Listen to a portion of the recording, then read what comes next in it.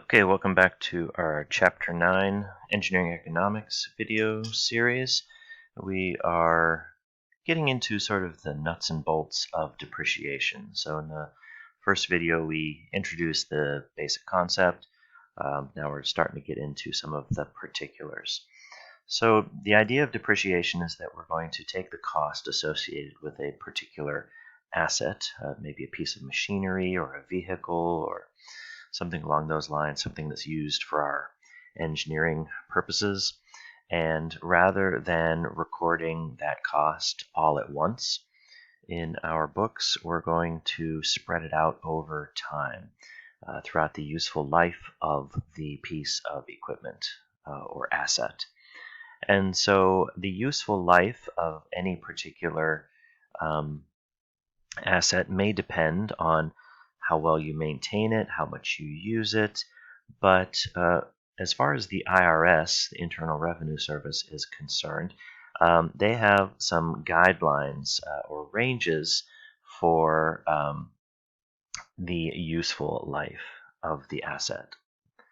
So the IRS publishes what they call asset depreciation ranges, or ADRs. So it's got sort of a high end, a low end, and an average value for what the useful life is for a particular asset. And the salvage value is something you're basically going to have to take a guess at. It's impossible to know with a high degree of certainty what the salvage value of an asset will be. In other words, if you buy a new car today and you plan to drive it for 8 years and then sell it, you can't know exactly how much money you're going to get by selling it 8 years in the future. There's a lot of different variables that come into play there. But when we depreciate an asset, we have to take our best guess as to what that salvage value will be. The ADRs from the IRS are published in your textbook. I've copied and pasted the table here, so you can also find this table in the textbook. So I'm just scanning this over quickly to see if there's anything that may be of particular interest to us in the engineering field, maybe heavy trucks. Heavy trucks have a range of 5 to 7 in terms of their depreciation range, with 6 obviously being the average of those two. Tractors, again, 5 to 7, with 6 being the average. Electrical generation systems are a little more longer lived. 17.5 to 26.5 would be the low and high ends of that range. So again, these are recommendations or guidelines set forth by the IRS. So let's get into the particular methods of depreciation now. So there are basically 2 reasons why you would depreciate an asset.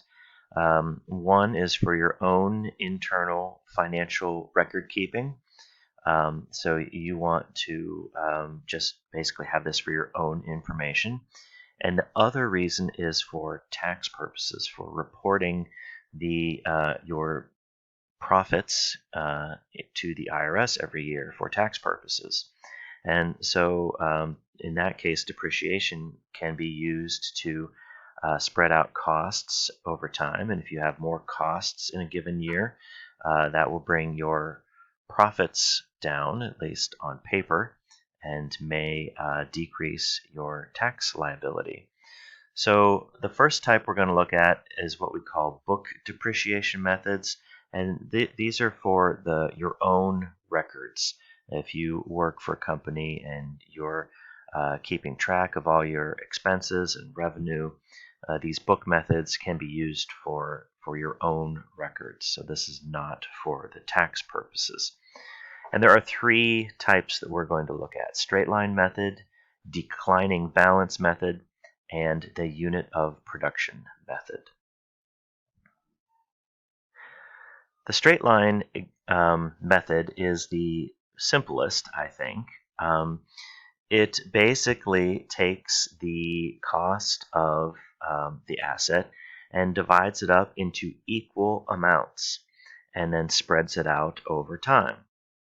So in this example, we have an automobile that was purchased with a cost basis of $10,000.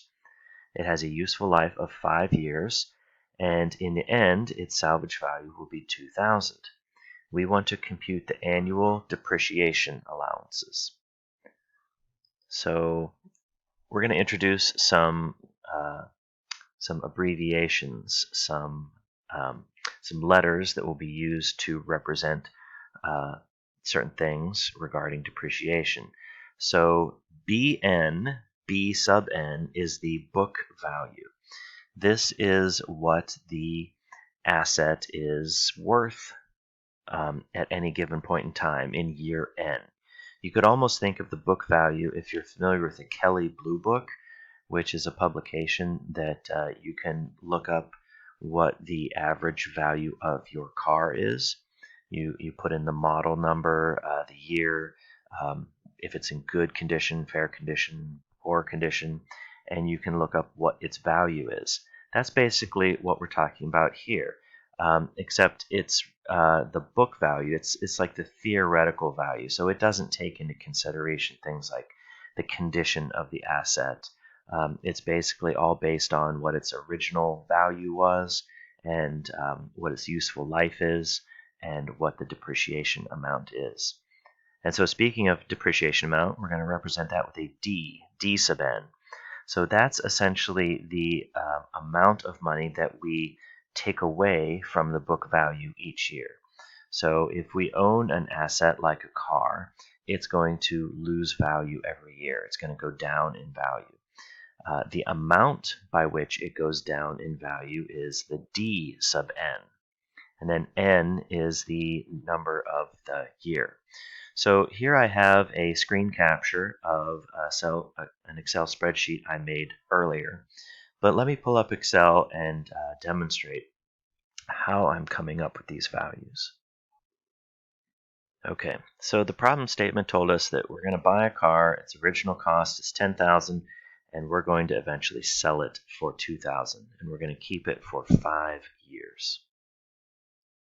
So the net cost, or net cost, is just equal to what we pay for it minus what we sell it for. So it's going to cost us $8,000 over 5 years to own this vehicle, or at least that's what the depreciation values will be. So with the straight line method, we just take this cost, this $8,000, and we divide it equally, equal amounts. So the DN value is equal to that $8,000 evenly divided over 5 years. So what this is telling us is that our $10,000 car is going to lose $1,600 in value each year. So if I were to set up a table here with N and BN and DN, so 1, 2, 3, 4, 5, and in fact I can even do this. I can beginning BN and end BN. So at the beginning of our first year, we're going to buy our car, and it is going to be, let me drag this over a little bit, it's going to be worth $10,000. I'm just going to go ahead and format all of these as currency.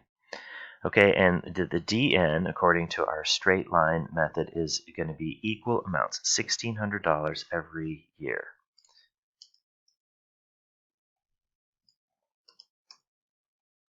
Just copy this and paste it into these cells. So that's the amount that the value, the book value, is going to lose every year. So that means at the end of the first year, our BN, our book value, is no longer going to be the $10,000 it was when it was brand new. It is going to have lost $1,600. So now it's only going to be worth $8,400. And so at the beginning of the next year, it's worth that 8,400. And then it loses the 1,600 again. And if I just copy these formulas down,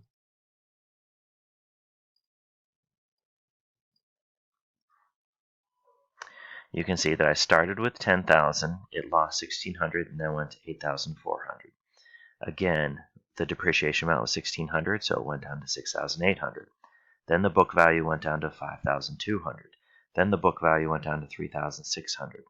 And in the last year, it depreciated one more time by 1,600, and we ended up with a book value of $2,000 at the end. And that is our salvage value. That is what it's worth at the end of 5 years, and so that's what we sell it for. So that's how the straight line depreciation method works.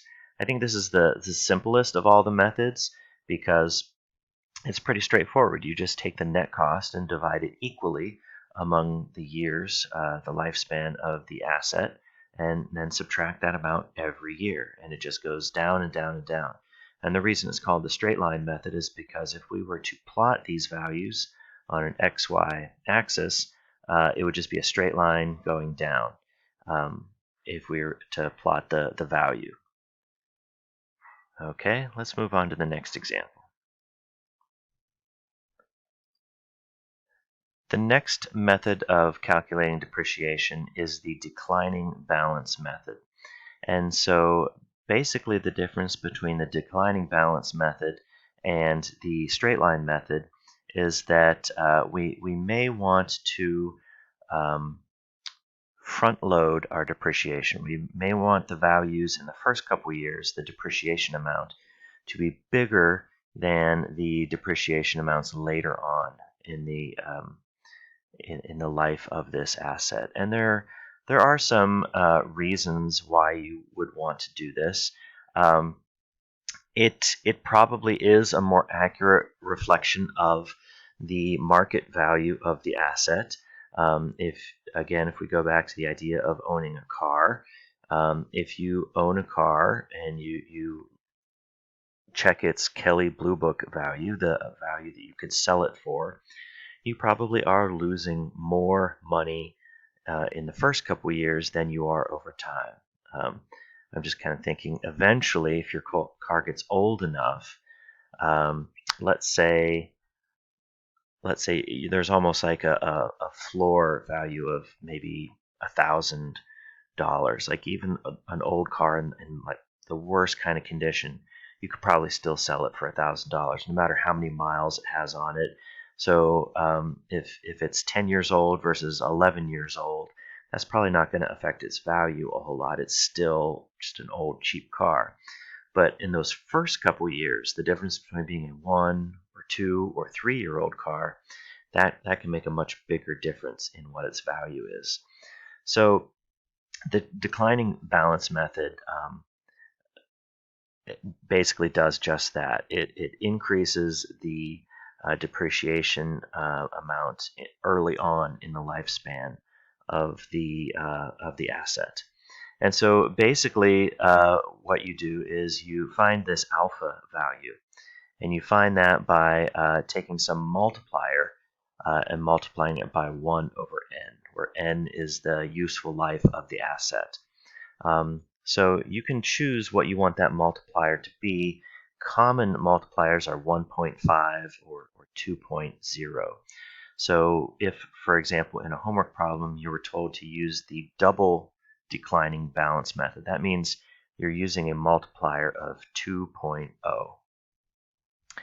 And before we get into the example problem, it looks like we are just about out of time for this video. So this makes a pretty good stopping point. We'll jump into this declining balance method at the start of the next video.